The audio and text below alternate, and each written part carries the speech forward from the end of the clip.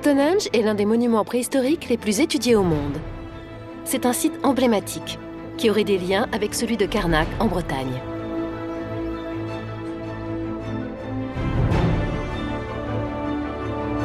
Situés dans le sud de l'Angleterre, ces mystérieux mégalithes ont plus de 4500 ans. Malgré des siècles de recherches intenses, cette structure antique demeure une énigme.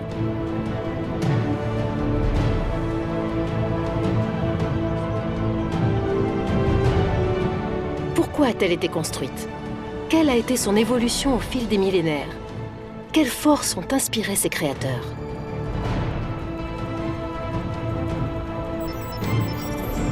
Aujourd'hui, les chercheurs s'appuient sur des technologies révolutionnaires dans l'espoir de découvrir les secrets de Stonehenge et de comprendre le rayonnement de ce site sacré dans toute l'Europe.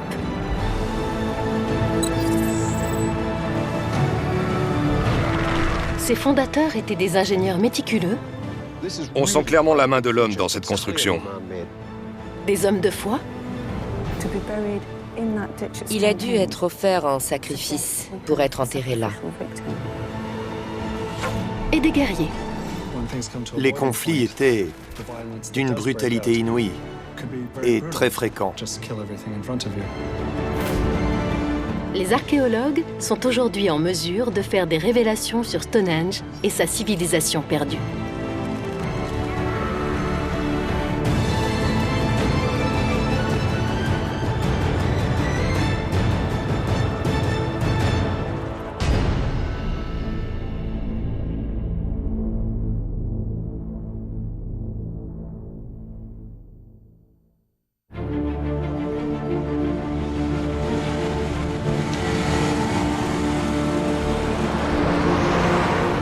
Depuis 2009, les recherches se sont considérablement intensifiées.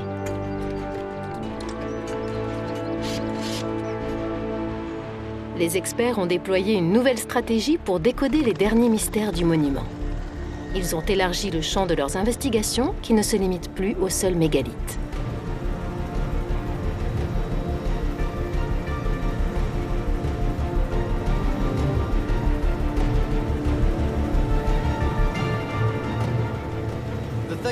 Quand on visite Stonehenge, on n'a pas conscience de l'immensité du site. Il faut le survoler pour avoir une idée de sa cohérence globale. C'est le but de notre projet, avoir une vision à grande échelle. On doit s'intéresser à l'ensemble du territoire, mais aussi à son histoire. Le programme archéologique appelé Paysages cachés de Stonehenge est très ambitieux.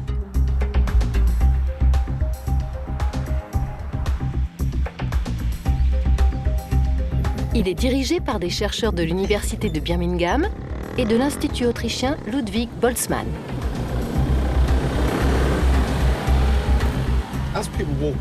Les visiteurs ne voient que les grands monuments. Ils ne sont pas conscients que ces milliers d'années de peuplement ont laissé des traces qui restent encore à découvrir.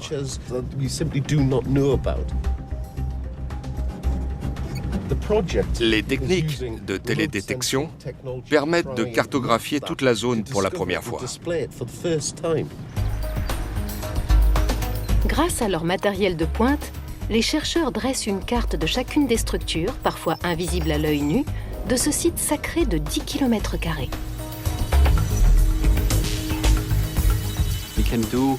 On peut faire des fouilles virtuelles et voir ce qui se cache sous la surface. Avec des machines comme celle-ci, on obtient une image d'une résolution au millimètre près. C'est totalement nouveau. Au total, l'équipe a collecté plus de 20 000 gigaoctets de données pour produire une image numérique complète. Cette entreprise incroyable permettra de connaître l'évolution du paysage au fil des siècles. Pour comprendre Stonehenge, il faut remonter 1000 ans avant sa construction. C'est indispensable si on veut étudier les transformations du site et savoir pourquoi cet emplacement a été choisi. La cartographie fait apparaître un ensemble de monuments cachés.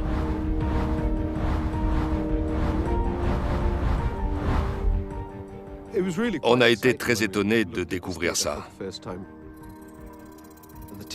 On a tout de suite repéré un cromlech et on s'est dit, ça c'est important. Ce programme archéologique a fourni des preuves scientifiques irréfutables qui permettent de faire revivre l'histoire de Stonehenge.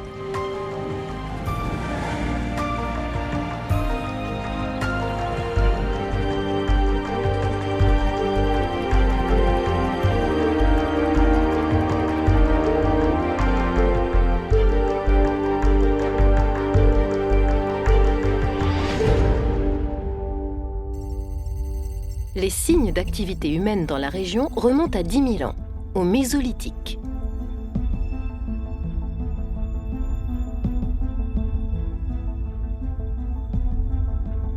Le premier monument érigé n'était pas en pierre, mais consistait en 3 poteaux de bois à 250 mètres de l'emplacement actuel de Stonehenge. Depuis sa découverte en 1966, les scientifiques n'ont jamais réussi à en établir l'origine ni la fonction. Mais à un peu plus d'1 kilomètre à l'est des fameux mégalithes, les archéologues ont peut-être trouvé des traces des hommes qui ont planté ces poteaux.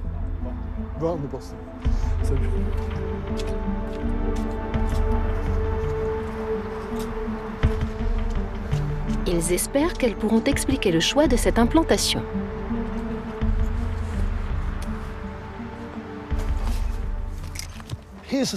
Grâce à cette fouille, on peut faire une véritable plongée dans le temps. Toute l'histoire moderne est là. Cette strate remonte aux années 60. Ce sont des débris de la construction de la route qui conduit à Stonehenge. En dessous, ce sont des pavés du Moyen-Âge. Ici, de la terre. Mais c'est surtout cette partie qui est intéressante. On dirait une couche qui couvre la strate inférieure qui aurait été étalée par l'homme à la préhistoire. Elle repose sur 14 cm d'objets datant du Mésolithique.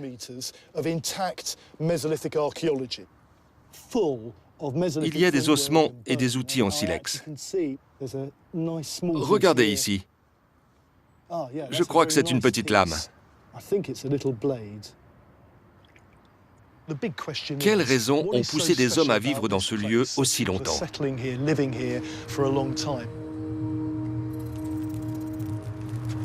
La découverte d'outils en silex indique que ce campement date de l'âge de pierre. Les hommes vivaient ici au jour le jour de cueillette et de chasse. Ces nomades tuaient leurs proies avec des lances et des flèches munies de pointes de silex.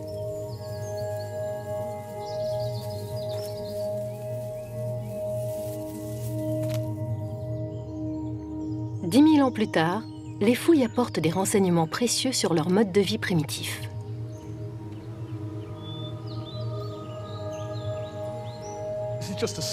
Ce n'est qu'un échantillon des découvertes étonnantes qu'on a faites ici. Là, ça ressemble à des outils servant à percer des peaux de bêtes. On en a aussi ramassé de plus gros, comme cette hache magnifique. Et voici le nec plus ultra du Mésolithique, une superbe pointe de silex utilisée pour couper des arbres ou fabriquer des bateaux. Mais c'est pas tout. On doit avoir plus de 700 os d'animaux assez gros. Des vertèbres d'aurochs. 3 fois plus grands qu'une vache. Nous avons au moins 6 aurochs dans notre collection. Ils devaient vivre ici, car ils sont trop imposants pour avoir été transportés. Ces animaux venaient sûrement d'Amesbury ou de Stonehenge.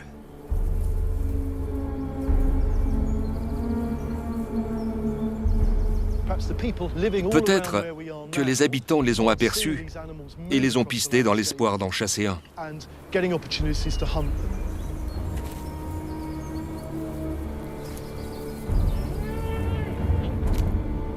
Ce lieu était une clairière au cœur d'une forêt dense. C'est peut-être aussi ce qui les a attirés.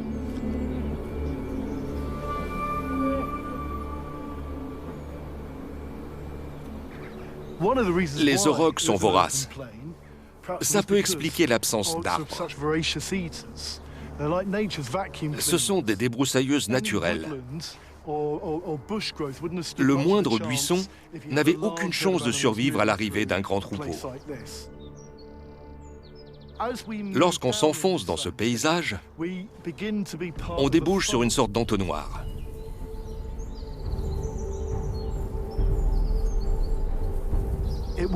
C'était une cachette parfaite pour les chasseurs-cueilleurs et un bon poste d'observation de ces gros animaux.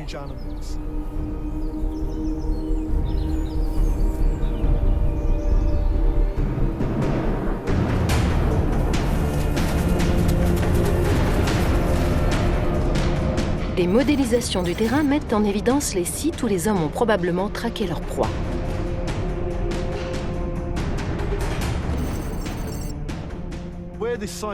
Quand les coteaux devenaient abrupts, les animaux se regroupaient dans la vallée et ils fuyaient.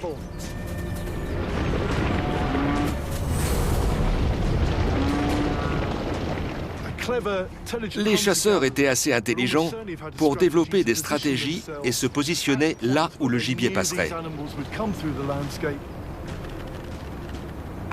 Ici, c'est le meilleur endroit pour en abattre un.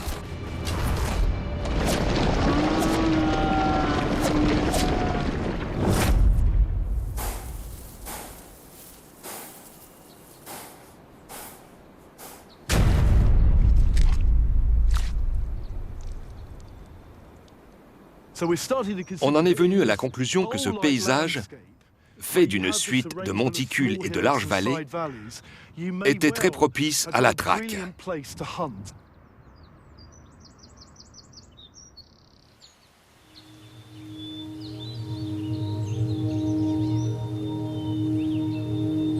Mais le chercheur pense que ce terrain n'est pas seulement un bon site de chasse.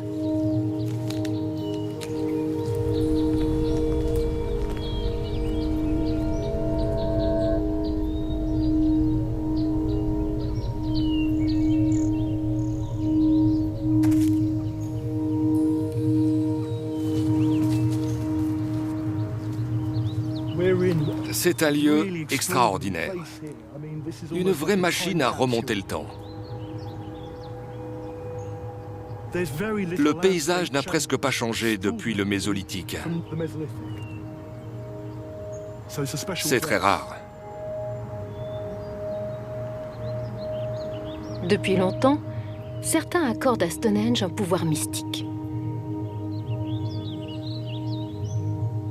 Cette croyance pourrait s'expliquer par un phénomène naturel exceptionnel. Il semblerait que ce site n'ait pas été érigé à des seules fins pratiques. On a remarqué une chose très étrange avec les silex. Par réaction chimique, la pierre devient marron parce que l'eau de la source contient du fer. C'est caractéristique des lieux où il y a des mares ou des rivières. Mais ce qui se passe ici est particulier. Quand on sort de l'eau une pierre comme celle-ci, au bout de 2 ou 3 heures, on observe un phénomène extraordinaire.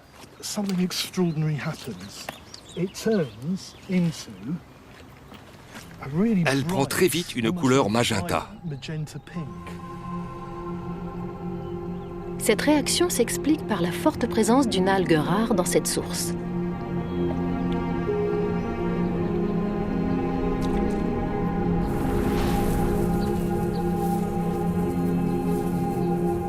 Les chasseurs-cueilleurs ont dû croire à un miracle.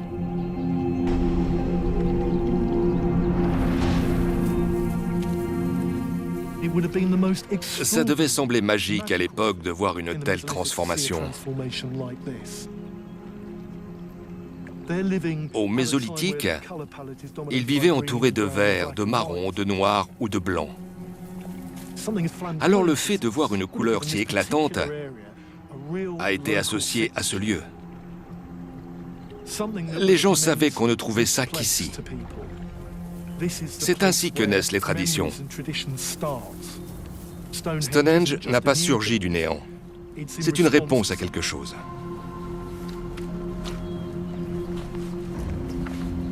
Les silex roses ainsi que la présence d'animaux pourrait expliquer pourquoi les chasseurs-cueilleurs ont choisi d'investir ce lieu en plantant des poteaux à proximité de la source. David Jack pense que c'est ce qui a donné au site sa dimension légendaire.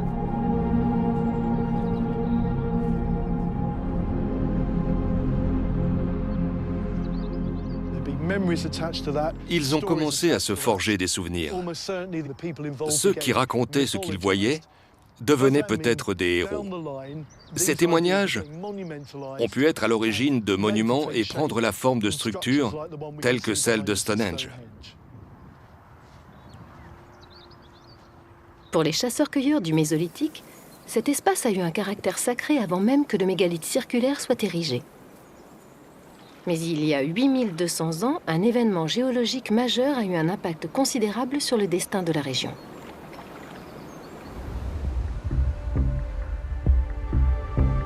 À la fin de la glaciation, le niveau des eaux est tellement monté que la mer a recouvert un territoire que les géologues appellent Doggerland. La Grande-Bretagne est alors devenue une île. Les chasseurs-cueilleurs se sont retrouvés coupés du continent, mais leur vie a peu changé. Après l'installation des poteaux, aucun autre monument n'a été érigé dans le secteur pendant 2000 ans.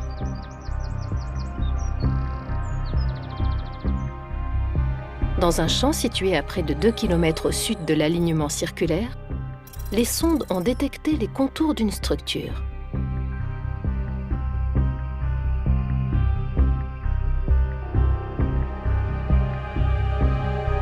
Cette découverte cruciale pourrait bien ouvrir un nouveau chapitre de l'histoire de Stonehenge.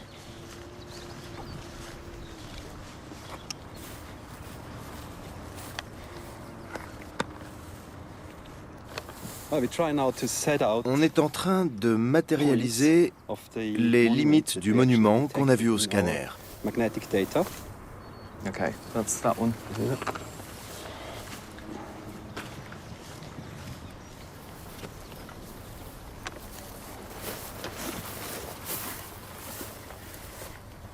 C'est la façade est? Oui. 1, 2, 3, 4, 5, 6, 7, 8, 9. Fort de son expérience, le professeur Neuboer pressent la nature de l'agencement. C'est une fosse funéraire commune, recouverte d'un tumulus. Ce type de monument est le second érigé à Stonehenge après les poteaux, 2000 ans plus tôt.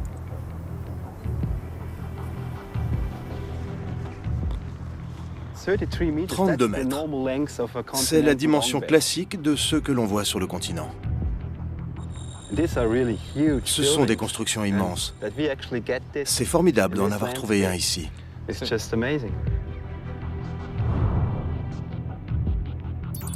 Les analyses du terrain montrent que le tumulus était composé de poteaux et de parois en bois appelées palissades.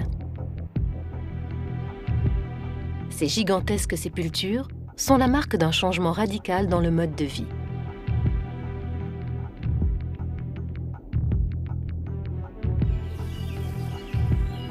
Jusqu'à 7000 ans avant notre ère, les peuples d'Europe se nourrissaient de ce qu'ils parvenaient à chasser et à cueillir. Par la suite, l'Europe a connu une révolution sociale et technique qu'on désigne sous le nom de néolithique. Caractérisée par l'élevage et la sédentarité, cette civilisation s'est lentement étendue vers l'ouest avant de traverser la Manche pour atteindre la Grande-Bretagne environ 4000 ans avant notre ère. Va s'opérer un changement radical, presque irréversible, puisque c'est la perception du monde et la représentation du monde qui va changer.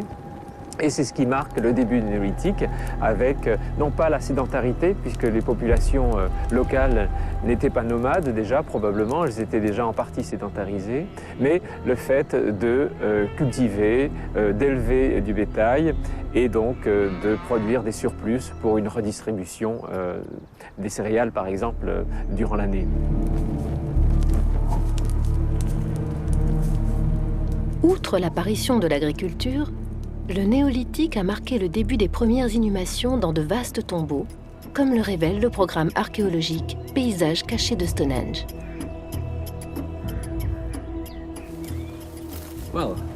On a planté tous nos jalons. Ce monument commence à être cohérent. Ici, on préparait les morts pour l'enterrement.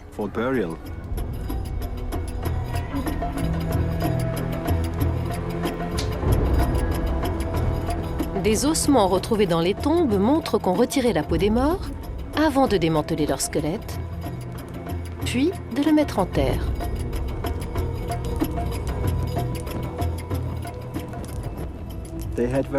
Ils avaient des rituels mortuaires très particuliers.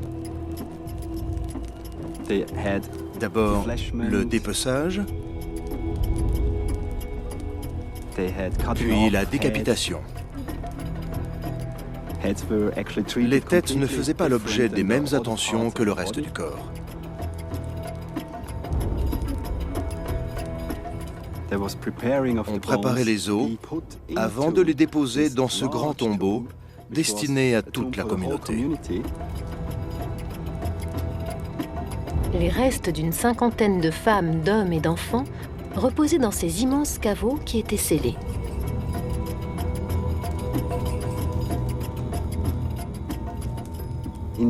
À la fin, ils recouvraient le tout de la terre qu'ils prenaient en creusant les fossés.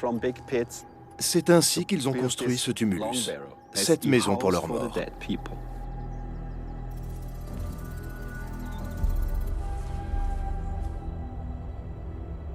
Après avoir cartographié toutes les structures, les chercheurs peuvent reconstituer le visage de Stonehenge il y a 6000 ans.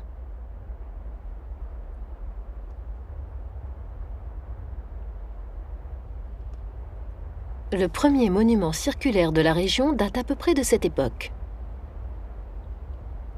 À 4,5 km au nord-ouest, son emplacement est toujours visible.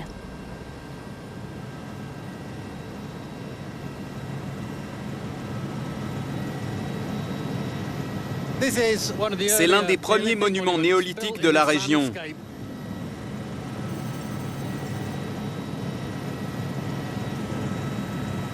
Il s'agit de deux fossés circulaires en pointillés, l'un à l'intérieur de l'autre. La finalité de ces édifices fait encore débat. Certains disent que c'était un lieu de rassemblement où l'on venait échanger et un lieu de culte. Mais ces regroupements n'ont pas toujours été pacifiques. Quand on a fouillé ces sites, on a trouvé des vestiges de guerre indiquant de potentielles tensions dans la société. Ces crises se sont intensifiées et Stonehenge a cessé de se développer pendant 300 ans. Cette parenthèse est liée au contexte général de la Grande-Bretagne à l'époque. 70 structures similaires à celles trouvées près de Stonehenge ont été construites à la même période. Leurs emplacements suggèrent une sorte de frontière entre l'ouest et l'est du pays.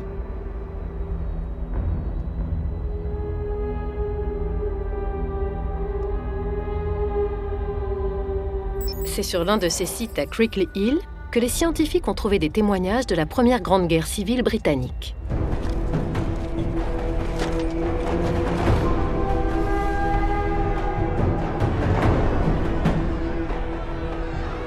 Crickley Hill offre un nouvel éclairage sur le degré de violence en Grande-Bretagne à la préhistoire. C'est la première fois qu'on trouve des traces de guerre communautaire bien plus importantes que celles qu'avait connues la région jusqu'alors. On constate que tout était planifié. Les préparatifs ont probablement duré des mois et les combats ont été enragés. La défense des assiégés était constituée d'hommes, de femmes et d'enfants. Les assaillants étaient plutôt des hommes.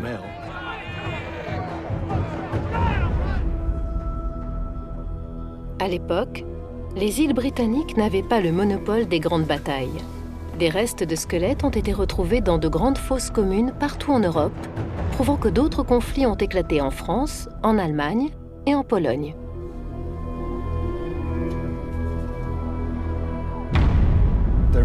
Il devait y avoir de très fortes tensions. Quand on atteint le point de non-retour, la violence devient telle que chacun veut exterminer son voisin. Ils se volaient leurs ressources, leur territoire, et peut-être même leurs femmes. Les 400 pointes de flèches en silex retrouvées à Crickley Hill sont riches d'enseignements sur le déroulement du conflit.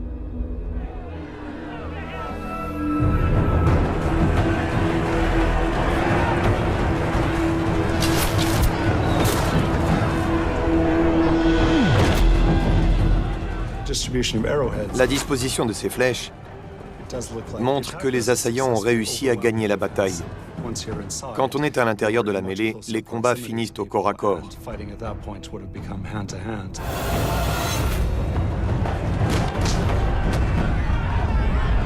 Crickley Hill n'est que l'un des nombreux théâtres de telles violences dans le sud de la Grande-Bretagne. Il semblerait que les constructions d'envergure se soient interrompues à cette période. Les crânes retrouvés laissent entrevoir la sauvagerie des combats.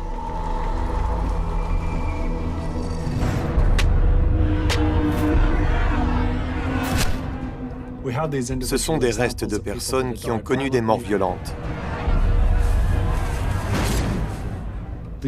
L'impact a été latéral. L'attaque est peut-être même venue de l'arrière, de cette direction. Le coup a été très fort et très sec. Ici, on a une fracture en arrondi. Le choc a été si puissant que le crâne a cédé et des fragments sont rentrés dans le cerveau. La victime est morte sur le coup.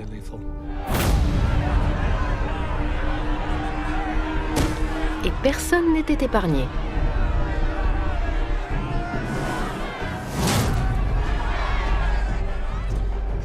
Voici le crâne d'une femme adulte.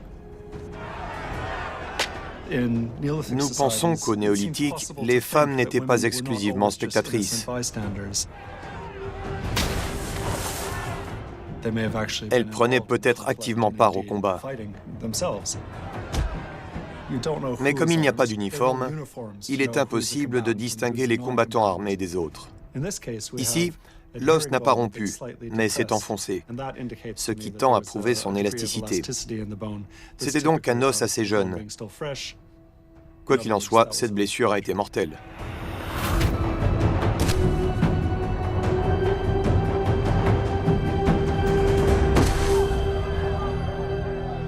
Les hostilités ont cessé il y a 5500 ans. À Stonehenge, les guerriers ont cédé la place aux bâtisseurs.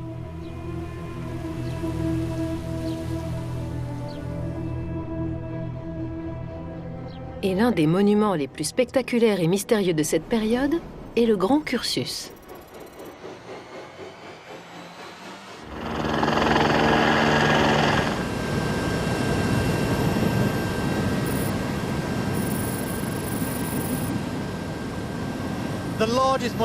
C'est sans aucun doute le plus grand monument de la région. Il est très difficile à interpréter. Aujourd'hui, on ne distingue plus qu'un talus et un fossé, alors il faut vraiment s'intéresser aux petits détails de son architecture pour l'appréhender.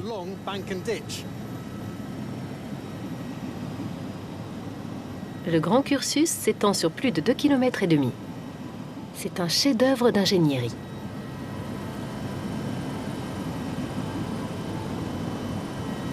Il a d'abord fallu déboiser un grand espace, puis creuser cet immense fossé et en retirer 20 000 tonnes de craie. Pourquoi avoir déployé autant d'efforts pour la construction d'un si grand monument? Le Grand Cursus est l'une des clés du mystère de Stonehenge. Si on ne cherche pas les liens qui unissent les bâtiments, on ne peut pas comprendre l'ensemble.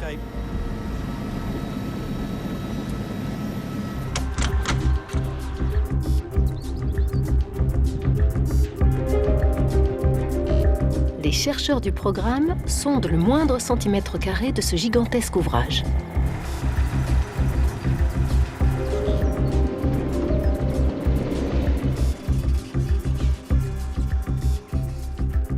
Après des semaines consacrées à l'interprétation des données, ils repèrent des interruptions dans son fossé.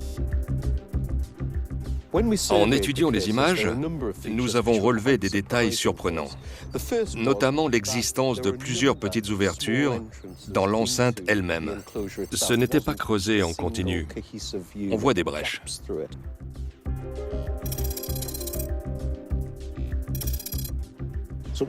Il y avait des passages pour entrer et sortir. La présence d'accès indique que le grand cursus servait de chemin de procession, par exemple pour prier dans l'espoir de bonnes récoltes.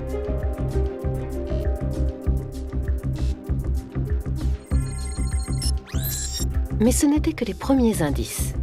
Les sondages ont également révélé 2 grandes cavités à l'intérieur de l'enceinte. Je me trouve au centre de la fosse, située à l'extrémité ouest du grand cursus. Elle mesure près de 5 mètres de diamètre pour 1,5 mètre de profondeur. Il y a la même à l'opposé du terrain. Ce sont des ouvrages humains. La profondeur des trous, la manière dont ils ont été creusés, leur positionnement, de toute évidence, ce sont des structures archéologiques.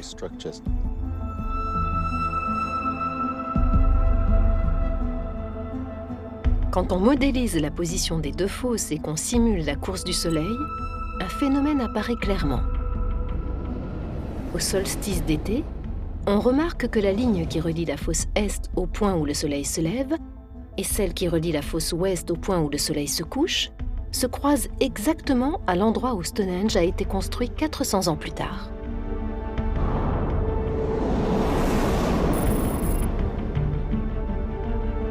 Ce constat accréditerait l'idée que les hommes de l'époque célébraient ce phénomène céleste en ce jour dédié à l'abondance des cultures. La présence de ces trous relie directement Stonehenge au grand cursus qu'on considère parfois comme un chemin de procession lié à la trajectoire du Soleil. On pense qu'ils observaient depuis cet endroit. Ainsi, quand le cursus a été construit, la portée symbolique du site de Stonehenge a été renforcée.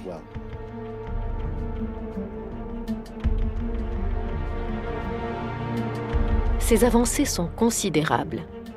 Elles signifient que le site de Stonehenge était déjà sacré à l'époque de la construction du Grand Cursus, soit au moins 4 siècles plus tôt qu'on ne le pensait.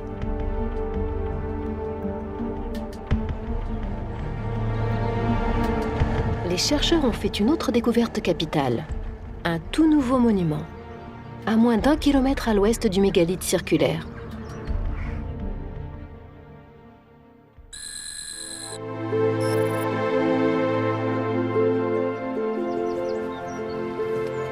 Je me trouve à 900 mètres de Stonehenge, sur l'un des 700 monticules du secteur. Celui-ci est connu depuis longtemps et porte le nom d'Amesbury 50.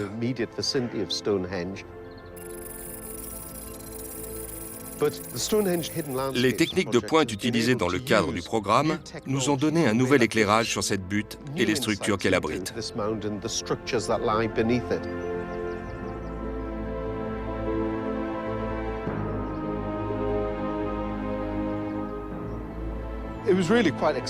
C'était captivant de voir les données s'afficher.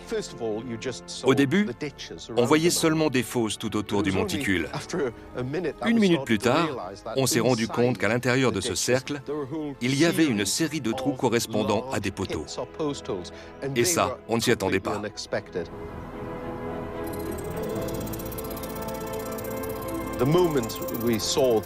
On a tout de suite repéré un cromlech et on s'est dit: ça, c'est important. Comme souvent, le cromlech consistait en un talus entouré d'un fossé.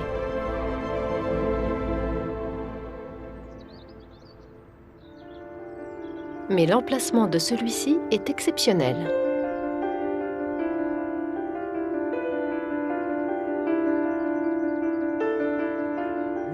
Ce site nous a intéressés en raison de sa proximité avec Stonehenge. Quand on a commencé l'étude, nous pensions que les alentours étaient sous la coupe du mégalithe circulaire qui concentrait l'activité dans le secteur. Pour la première fois, les archéologues ont la preuve que d'autres structures ont existé à des emplacements que l'on pensait trop sacrés pour être construits. Et ces nouveaux sondages ont fait apparaître toujours plus de monuments.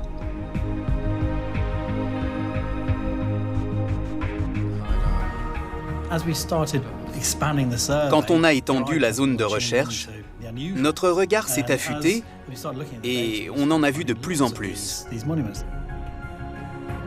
Ils sont tous différents, mais il est maintenant évident que Stonehenge n'était pas le seul édifice de la région. En tout, près de 20 nouvelles constructions ont été découvertes. Tous ces sanctuaires, dans une zone que l'on croyait jusque-là déserte, ont démontré que Stonehenge n'était pas et n'avait jamais été isolé. On sait désormais qu'il n'était pas unique et qu'il y avait une série de monuments similaires. Certains équivalaient peut-être à nos chapelles de campagne, là où les familles se rendent pour des occasions particulières.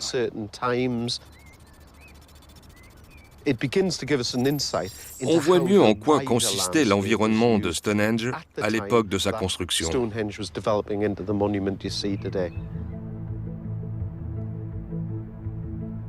À l'origine, le site se résumait à un talus entouré d'un fossé circulaire.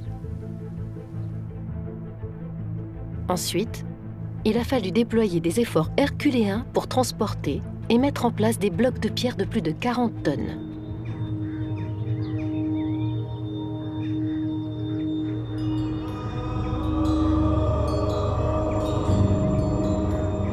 Cette utilisation de la pierre dans les monuments est apparue 5000 ans avant notre ère.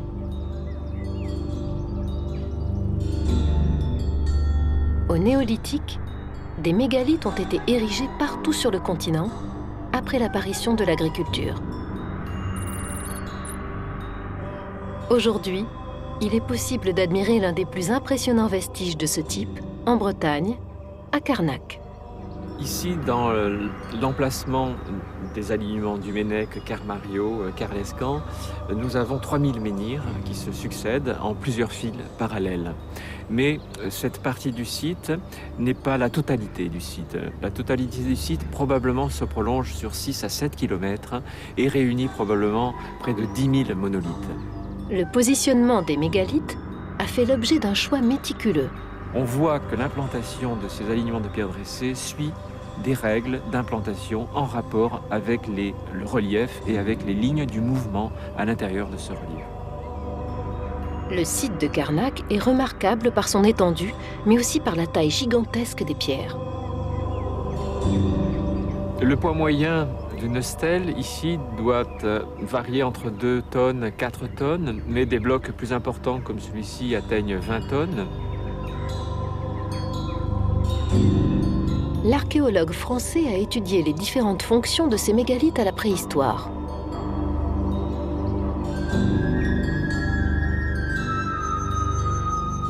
Vous pouvez commémorer la tombe d'un ancêtre avec une pierre dressée.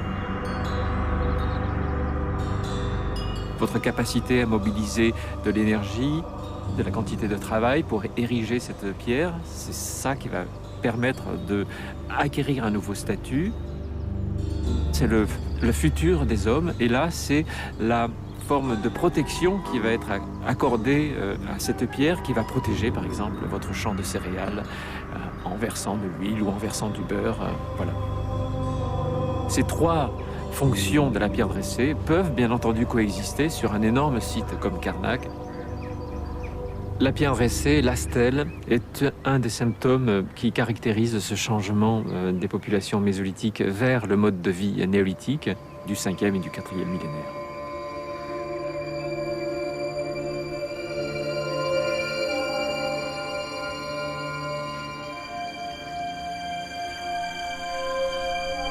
L'expansion de la culture néolithique européenne en Grande-Bretagne s'est accompagnée de l'apparition de plus de 1000 monuments de pierre.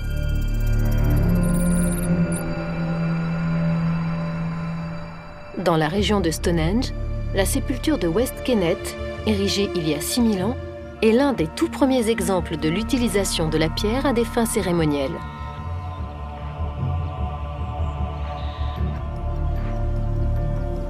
Sa gigantesque façade reflète des traditions établies en Europe depuis plusieurs siècles. On sait que les bâtiments domestiques à cette époque sont bien entendu en bois, également en argile. mais pas en pierre. Curieusement, il y a beaucoup de pierres dans la région, mais par contre, cette pierre va être utilisée dans la construction des contextes funéraires, des sépultures, car c'est la durabilité de la pierre, sa permanence qui entre en jeu. Et 7000 ans après, on continue à commenter ces pierres. La structure de West Kennet illustre le rôle prééminent que prend la pierre dans les grands sites dédiés aux rites. Stonehenge en est l'expression la plus aboutie.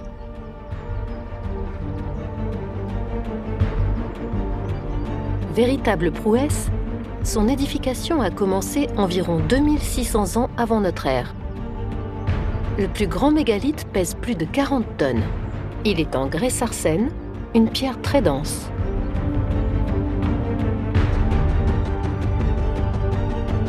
Or, il n'en existe pas dans les environs immédiats.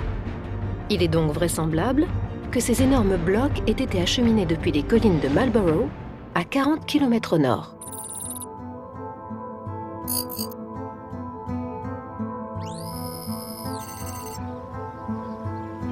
À l'époque, des milliers de grosses pierres de sarcène jonchent le paysage de cette région sur plus de 500 km².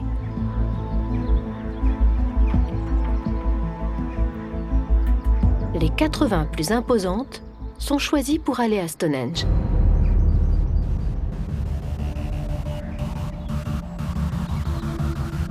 Malgré quantité d'hypothèses, le chemin qu'elles ont emprunté est incertain.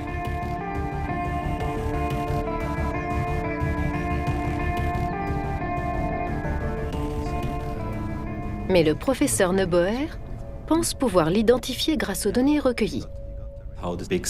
Comment ces pierres sont-elles arrivées à Stonehenge? Ça fait des siècles qu'on se pose la question. Selon une théorie, elles auraient été transportées sur l'Avon, une petite rivière. Les pierres auraient ensuite été traînées jusqu'à leur destination finale. Mais certaines découvertes du programme Paysages cachés de Stonehenge vont à l'encontre de cette hypothèse. Les données topographiques indiquent une vallée sèche sur ce trajet. Autrement dit, un grand creux, difficile à franchir avec ces pierres. C'est donc peu probable.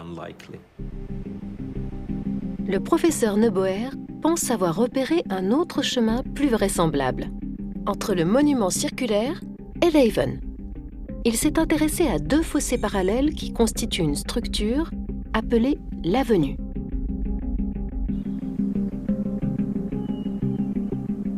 On sait depuis longtemps que la glaciation a couvert de stries ce type de fossé.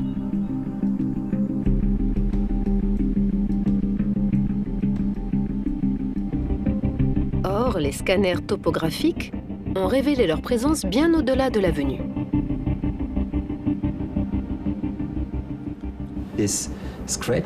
Ces marques sont évidentes près du monument circulaire et sont encore plus flagrantes à proximité du Grand Cursus. Elles apparaissent aussi de l'autre côté, alors que les caractéristiques géologiques sont différentes, et elles vont en direction des collines de Marlborough. Le scientifique pense que cette particularité du terrain a fourni un chemin naturel. Il me semble évident qu'ils ont pris l'itinéraire le plus court pour transporter toutes ces pierres depuis la région de Marlborough.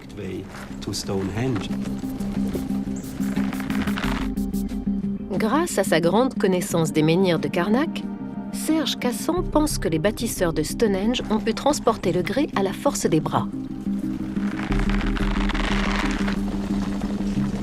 Le transport des pierres n'est pas vraiment compliqué. Il y a de bons exemples ethnographiques, il y a également de l'expérimentation archéologique qui montre que des poids de 10 tonnes, 20 tonnes, 30 tonnes peuvent être déplacés en règle générale sur des traîneaux qui vont être utilisés pour tracter la pierre doucement à l'aide de leviers.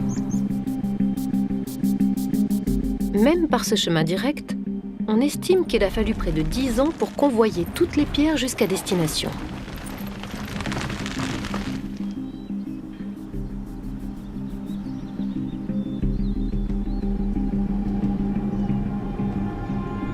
si l'exploit physique donne de la valeur au monument, c'est la précision géométrique de son tracé qui le rend exceptionnel.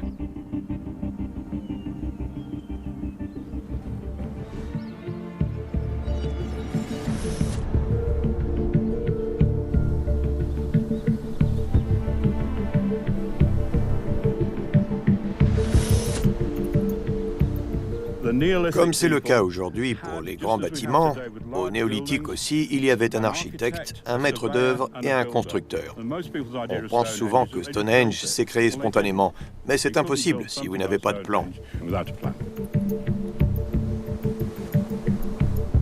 Il va démontrer que l'agencement de Stonehenge a pu être conçu grâce à des outils d'arpentage élémentaires. Voilà de quelle manière les géomètres ont défini l'emplacement des pierres, avec des cordes et des piquets.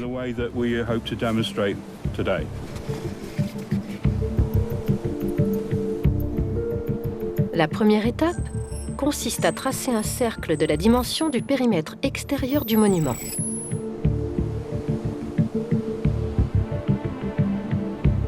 Pour orienter Stonehenge, il tire une droite qui passe par le centre, en direction du soleil levant et qui sert d'axe de symétrie.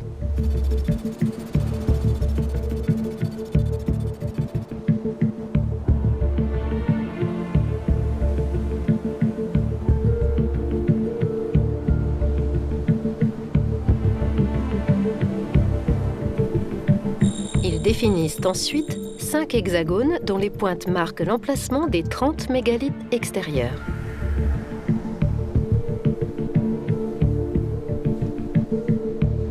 Depuis la position de certaines pierres, ils peuvent alors calculer l'implantation des trilithons, ces groupes de mégalithes en forme de fer à cheval.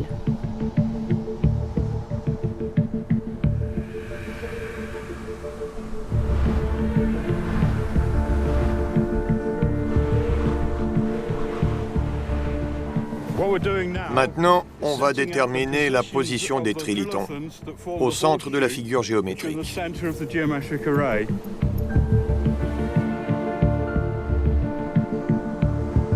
Cette expérience démontre que l'édifice a été conçu depuis ses contours extérieurs.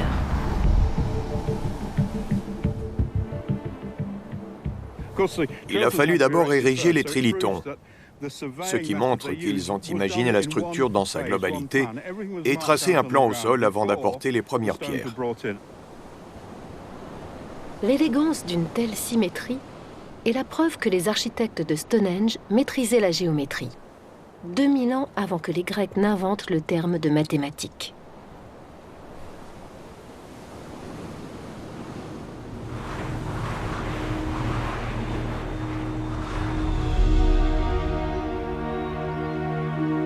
Aujourd'hui, il ne reste que la moitié des mégalithes de l'enceinte extérieure.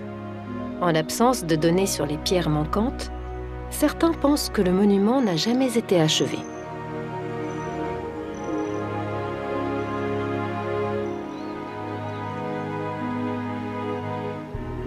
Mais en 2013, les experts ont accidentellement découvert un indice surprenant.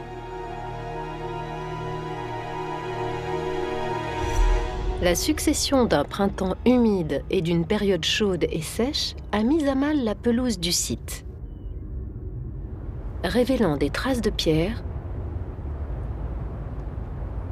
aujourd'hui disparues.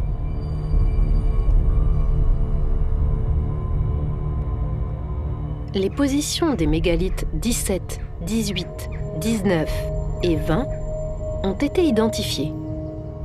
Grâce à ces herbes brûlées, on peut affirmer que Stonehenge a bel et bien été achevé.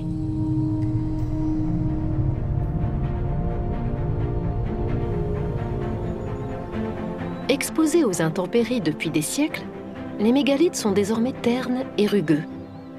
Mais il y a 4500 ans, alors que les pierres venaient d'être taillées et positionnées précisément où les architectes l'avaient voulu, les pèlerins ont pu admirer Stonehenge dans toute sa splendeur.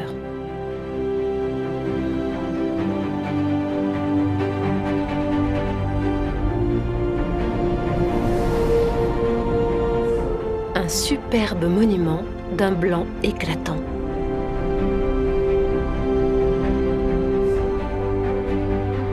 L'imbrication des différents cercles illustre le raffinement du peuple qui l'a érigé.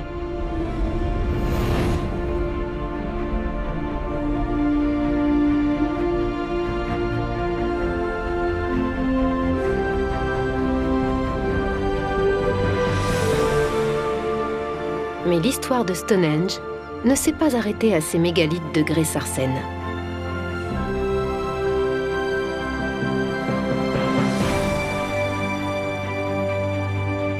On y trouve également ce qu'on appelle les pierres bleues.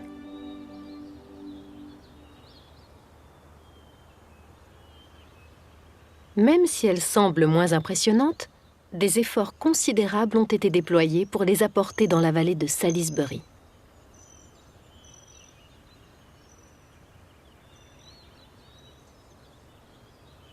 Leur analyse montre qu'elles proviennent de Presely Hills, au Pays de Galles, à 200 km à l'ouest.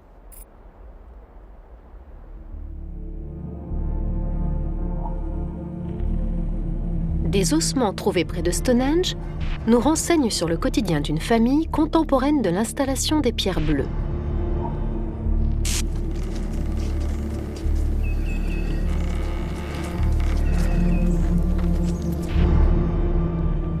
Ici, on a affaire à un adulte qui devait avoir la trentaine ou une petite quarantaine. À côté de l'homme, il y avait 6 autres personnes, dont des enfants. La ressemblance des crânes suggère qu'il s'agirait d'une même famille.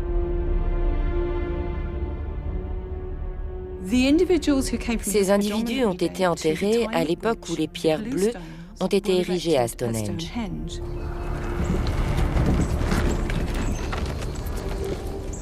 Nous avons passé les dents de 3 adultes au strontium, un alcalino terreux, et nous avons découvert que ces personnes n'étaient pas originaires de la région dans laquelle elles ont été inhumées.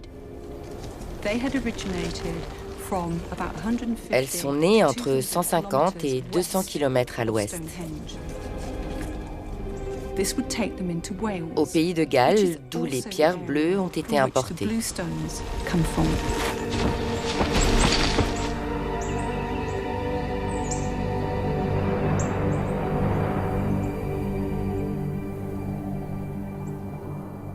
La coïncidence entre la provenance de ces personnes et des pierres est devenue encore plus fascinante après l'analyse des os.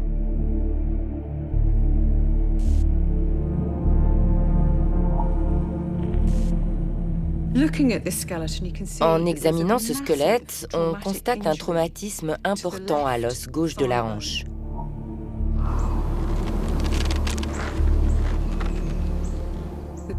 Ces contours ont été endommagés.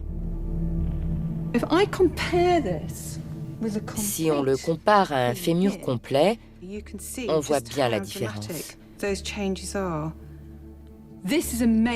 Le choc a dû être très puissant. Cet os est solide et épais. Il a dû subir une force conséquente pour casser de cette manière. De nos jours, ce genre de fracture est typique des motards qui percutent une voiture.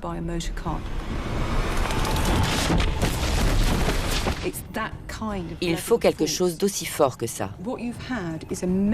C'est ce qui provoque une rupture des métaphyses avec des dégâts si importants. Il s'agissait peut-être d'une fracture ouverte. Le plus surprenant, c'est que l'os s'est ressoudé et que cet homme a survécu.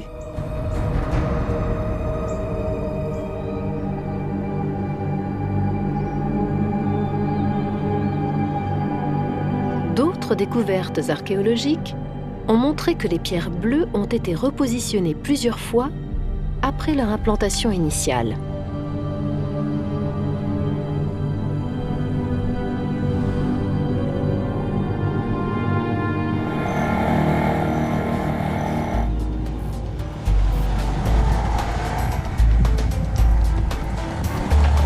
Pour connaître les raisons de ces déplacements, le programme scientifique doit couvrir tous les monuments du secteur.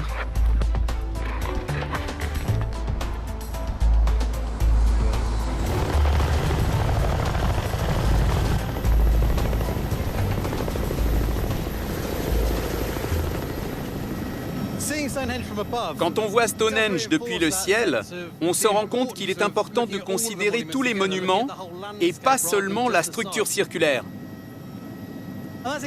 C'est exactement ce qu'on fait. On les étudie dans leur ensemble afin d'améliorer notre compréhension totale du paysage.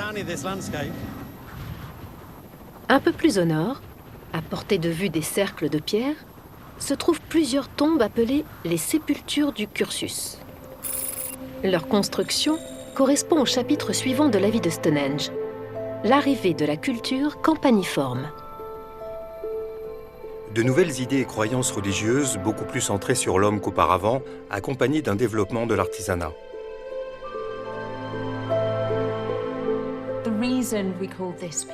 Ce sont des poteries en argile qui ont inspiré le nom de cette période de la préhistoire, car campanule signifie petite cloche. On les a retrouvées dans des tombes. Elles sont finement ouvragées et gravées de ces bandes horizontales. La présence de tels objets provenant d'autres régions d'Europe montre qu'on venait de loin pour visiter Stonehenge.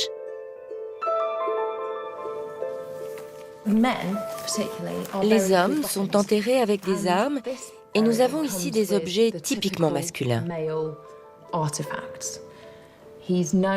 Ce squelette a été appelé l'archer à cause de cette magnifique pointe de flèche en silex qui reposait à ses côtés.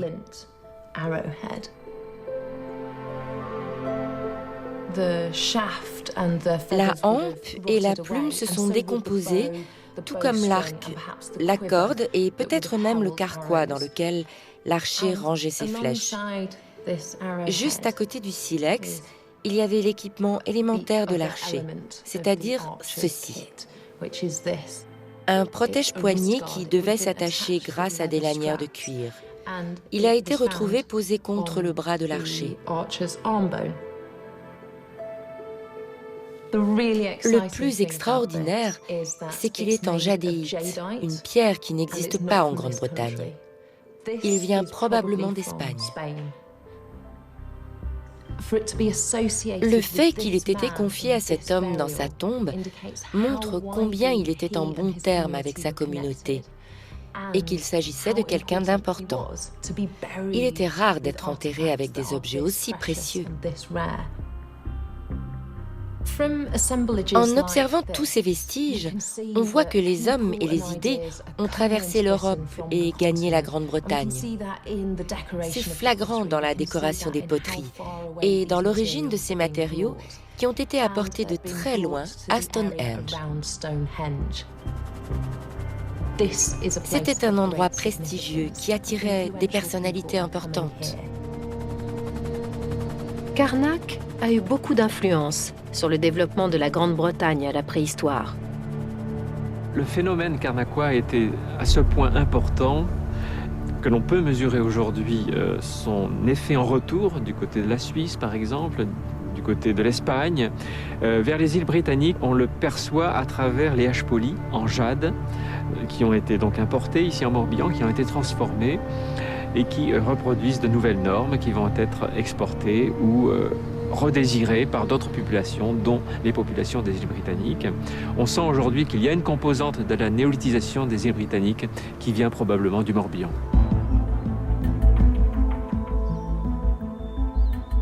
La civilisation campaniforme a également laissé son empreinte dans la région avec la construction de la fameuse avenue, cette voie processionnelle longue de 2,5 km.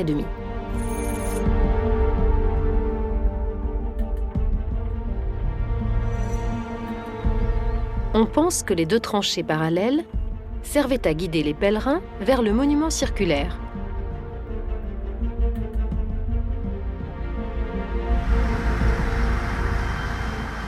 En sondant une parcelle proche de l'avenue, les archéologues ont trouvé les traces d'une structure en bois d'1 kilomètre de long, conçue pour faciliter le déplacement des visiteurs.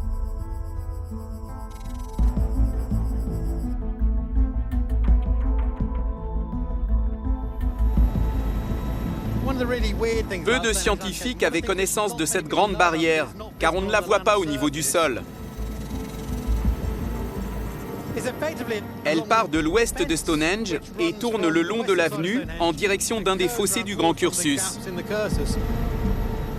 Les fouilles ont prouvé que cette clôture avait été dressée après l'édification de Stonehenge, avec des poteaux parfois hauts de 7 mètres.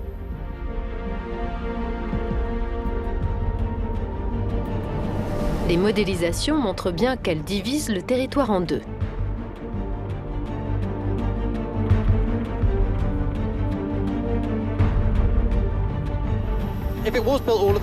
C'est effectivement une palissade qui va d'est en ouest et scinde le paysage.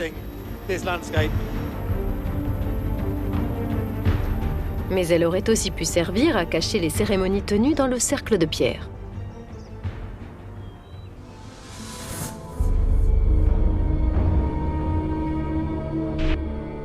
Et à en croire les conclusions tirées de l'observation de ce squelette, il y avait de bonnes raisons de dissimuler ce qui s'y passait.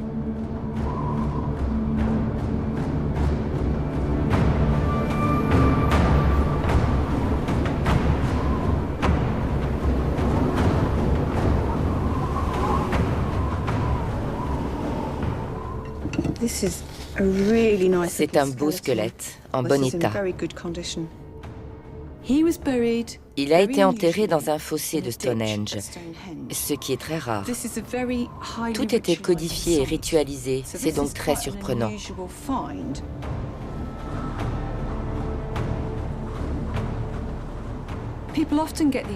On croit souvent que dans les époques reculées, tout le monde était petit et que les hommes étaient des brutes. Cet homme avait une bonne vingtaine d'années quand il est mort. Mais je n'affirmerai pas qu'il a subi des brutalités. Il était plutôt robuste et musclé et mesurait un bon 1,70 m.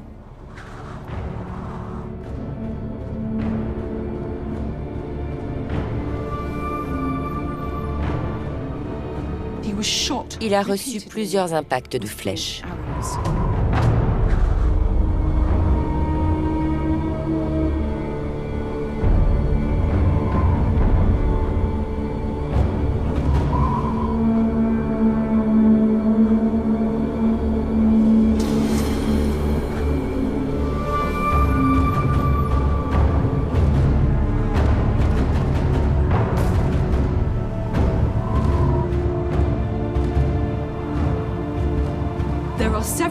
On remarque différentes blessures sur le thorax qui montrent la trajectoire des projectiles. En observant le sternum et en approchant la pointe de la flèche, on voit qu'elle est entrée dans son dos en biais et a enfoncé le bas de l'os. L'angle de l'impact indique que la victime était isolée et que les flèches ont été tirées à bout portant. De plus, il y a des blessures sur ses côtes droites. Ici, on voit deux petites marques, une ici et une autre là, un peu abîmées. Les analyses médico-légales montrent qu'il n'a pas été tué dans un accident de chasse ou au cours d'une bataille. Et l'emplacement de sa tombe exclut la possibilité qu'on l'ait exécuté comme un criminel. La pointe de la flèche a traversé ses côtes et n'est pas ressortie car elle est restée prisonnière des chairs. Pareil de l'autre côté. Quand on observe ces deux côtes gauches, la 10e et la 11e, là encore, une flèche est passée entre les deux et en a touché une. Nous sommes certains que l'une de ces trois flèches a tué le jeune homme. Le crime ne fait aucun doute. Qu'il ait été enterré ici avec de telles blessures nous fait dire que cet homme a été victime d'un sacrifice.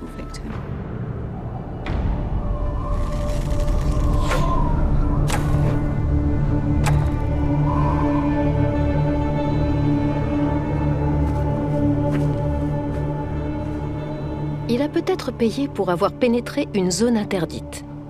Ou alors, il s'est porté volontaire pour apaiser les dieux. Comme aucun autre cas comparable n'a été identifié à Stonehenge, on ne pourra peut-être jamais déterminer les raisons exactes de sa mort.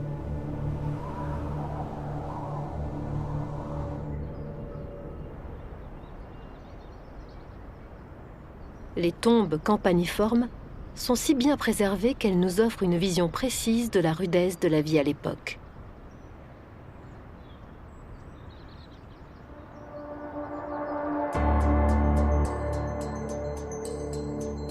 Au-delà des témoignages de rituels sanglants, elles apportent des preuves de l'apparition de technologies révolutionnaires.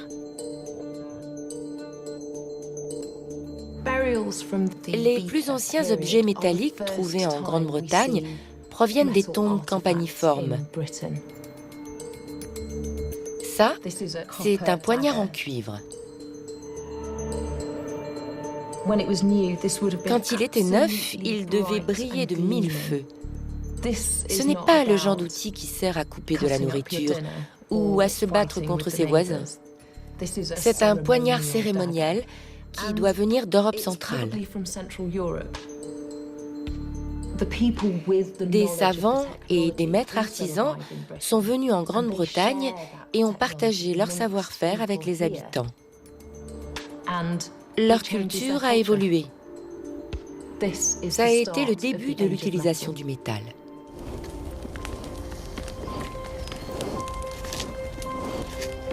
Peu de temps après l'introduction du cuivre, les forgerons britanniques se sont appropriés les secrets de la fabrication du bronze, un alliage bien plus complexe. Avec la découverte de grands gisements de cuivre dans le sud-ouest de l'Angleterre, mais aussi d'étain encore plus rares, ces métallurgistes ont excellé dans le travail du bronze. Les outils et les armes étaient plus durs et plus résistants que tous ceux qui avaient précédé, en cuivre ou en silex. Quand la Grande-Bretagne est entrée dans l'âge du bronze, Stonehenge avait 400 ans. C'était déjà un vieux monument. Mais comme le montre la multiplication de sépultures alentour, il rayonnait plus que jamais. Chacun de ces points lumineux marque l'emplacement d'un tombeau de cette époque. Lors de leur construction, beaucoup étaient blancs pour ressortir dans le paysage.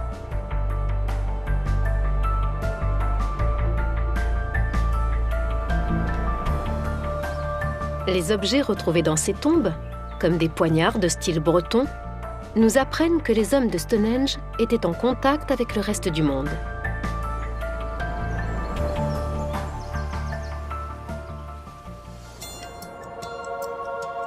Mais ces liens n'étaient pas à sens unique. Pour la première fois, la Grande-Bretagne a commencé à exporter des biens. À Stonehenge, beaucoup de matières premières venaient de loin, même de l'étranger. On a trouvé de l'ambre de la Baltique, des haches espagnoles ou encore de l'or irlandais. A contrario, des colliers en étain de Cornouailles ont été découverts en Hollande. Le commerce international a connu un développement considérable à l'âge de bronze.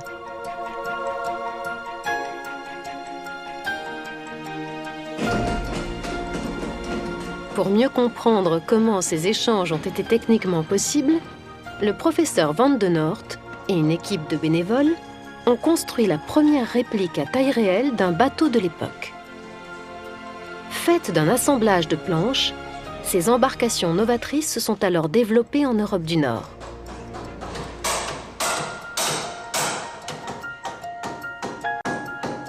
Le scientifique est parti de fragments de bateaux préhistoriques retrouvés en Grande-Bretagne. La plus grande difficulté, construire la coque sans clous ni colle.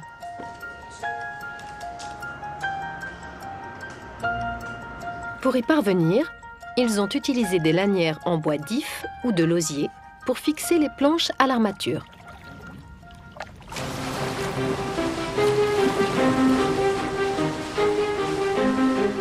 Et pour savoir si ces embarcations étaient capables de transporter une lourde charge, Robert Van de Noort et son équipe ont mis leur prototype à l'eau.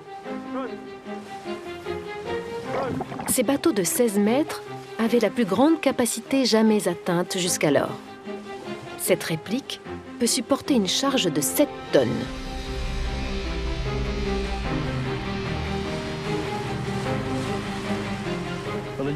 On mesure la vitesse à l'aide d'un GPS. On va à 2 nœuds et demi en vitesse de croisière et en poussant un peu, on atteint 3 à 3 nœuds et demi.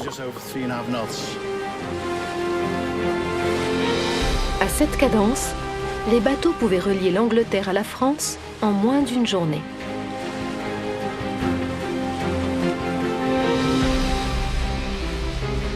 Dès que les Britanniques ont su rallier le continent, les voies commerciales se sont multipliées le long des côtes.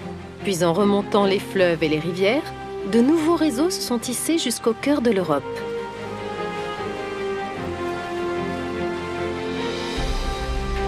Le professeur Van de Noort a longuement étudié le commerce sous la préhistoire, et notamment le cas de la Grande-Bretagne. C'est l'étain qui a permis à la Grande-Bretagne de trouver sa place dans les relations commerciales. C'est un métal rare, indispensable pour fabriquer des objets en bronze. Je crois que c'est ça qui a été le petit plus de la Grande-Bretagne en Europe. Et la plaque tournante de ce commerce était Stonehenge.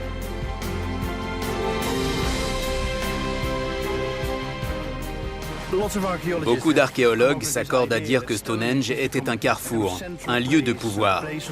Si vous étiez en Allemagne et que vous vouliez de l'or et de l'étain de Cornouailles, il fallait faire appel à des personnes qui reposent peut-être à Stonehenge.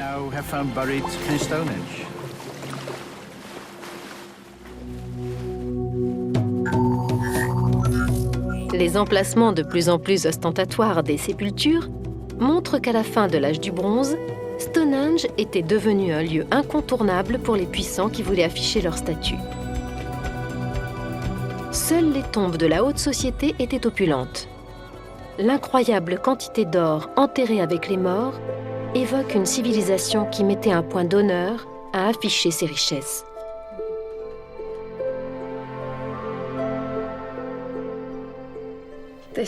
Ce magnifique objet a été découvert dans le tumulus de Bush Barrow en 1808. Cette sépulture est à moins d'1 kilomètre de Stonehenge et elle est dans l'alignement de la zone la plus sacrée du monument. Il a été fabriqué vers 1950 avant Jésus-Christ et on l'appelle le losange d'or. Il est en or presque massif. Il est entièrement gravé de motifs géométriques, de lignes parallèles ou de lignes brisées. Sa facture est parfaite. La finesse de l'ouvrage et la quantité d'or de ce losange indiquent que cette personne occupait un rang élevé. C'était peut-être un chef ou un grand prêtre. On pense qu'il ornait la poitrine de son propriétaire pour tenir un vêtement, ou alors en guise de pendentif, comme un insigne. Mais l'objet le plus impressionnant retrouvé dans la tombe de Bush Barrow est dans cette petite capsule. Ce sont quelques-uns des 140 000 clous décoratifs en or qui ornaient le manche d'un poignard en bronze, également présent dans la tombe.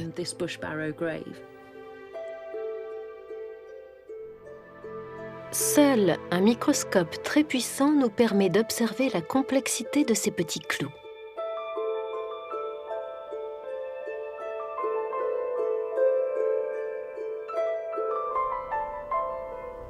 L'artiste Willard Wigan MB est l'un des mieux placés pour savoir combien le travail de ces objets en or a été minutieux. Il est microsculpteur et pour lui, plus une œuvre est petite, plus elle est réussie. Chacune de ses créations tient à l'intérieur du chat d'une aiguille ou sur une tête d'épingle. Il m'arrive de mettre 2 mois pour achever une pièce. Parfois, ça se passe mal. Je perds des morceaux. Une partie se plie et la pièce est catapultée. Et c'est un mois de travail qui disparaît.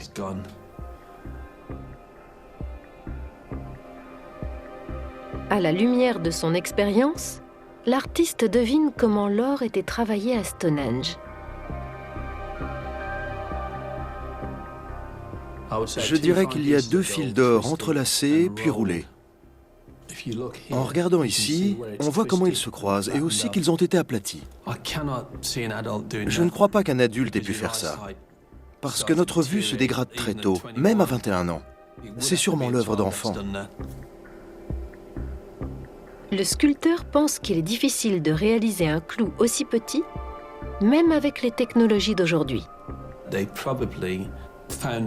ont dû trouver une méthode pour couper l'or afin que des lanières très fines se détachent, peut-être à l'aide d'un silex, pour faire des fils.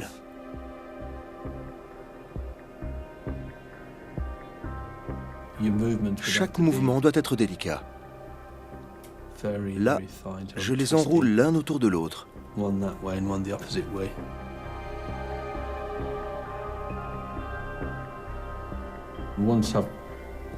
Quand je sens que les fils vont craquer, j'arrête et je coupe de chaque côté. Ensuite, je presse un peu les extrémités pour façonner une tête. À l'époque, il n'y avait pas tous ces microscopes. C'est un travail phénoménal.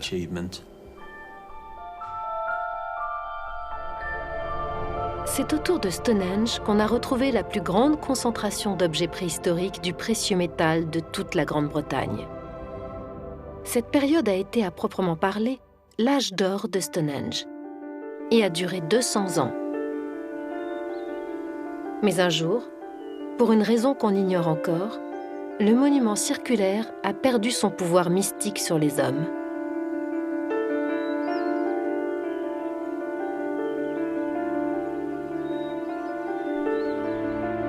Des images prises depuis un champ à l'est de la construction révèlent des éléments datant d'une période où ce territoire n'était déjà plus sacré.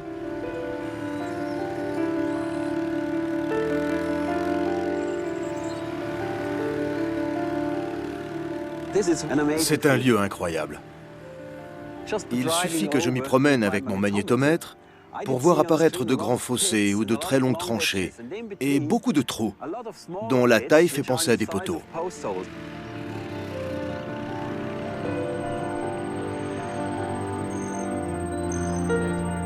D'après les formes et les emplacements de ces creux, le professeur sait immédiatement qu'il s'agit d'empreintes de bâtiments.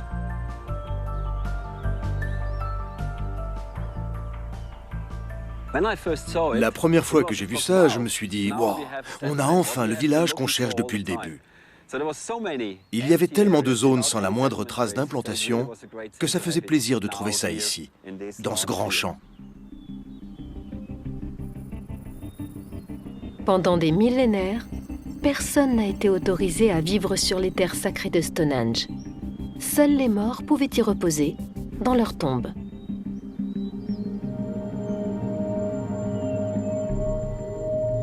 Puis la vie profane a gagné du terrain.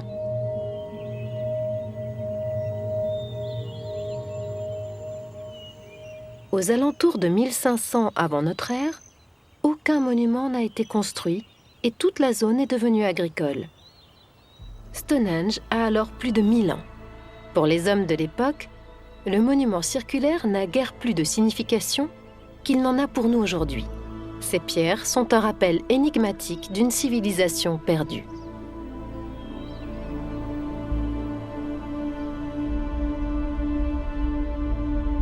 Le programme Paysages cachés a permis aux archéologues de faire des découvertes capitales qui ont bouleversé notre compréhension de Stonehenge. Par rapport aux travaux des autres, je pense qu'on peut se vanter d'avoir dressé la carte la plus complète de la région. On réinvente Stonehenge pour la nouvelle génération. Les archéologues ont réécrit 10 000 ans d'histoire du site sacré, centimètre carré par centimètre carré. Depuis ses origines, quand il n'était qu'un terrain de chasse planté d'arbres, jusqu'à son apogée en tant que haut lieu de culte.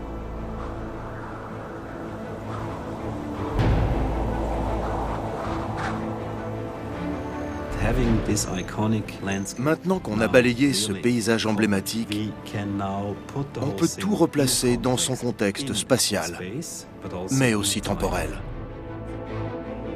La technologie du XXIe siècle a offert au monde un aperçu révolutionnaire de Stonehenge, depuis sa conception jusqu'à sa construction, sans oublier ses fonctions.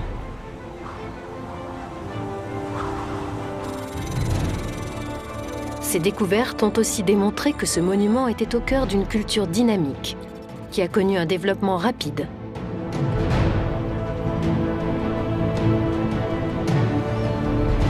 Stonehenge n'est pas une merveille isolée, mais plutôt le centre névralgique des nécropoles du sud de la Grande-Bretagne.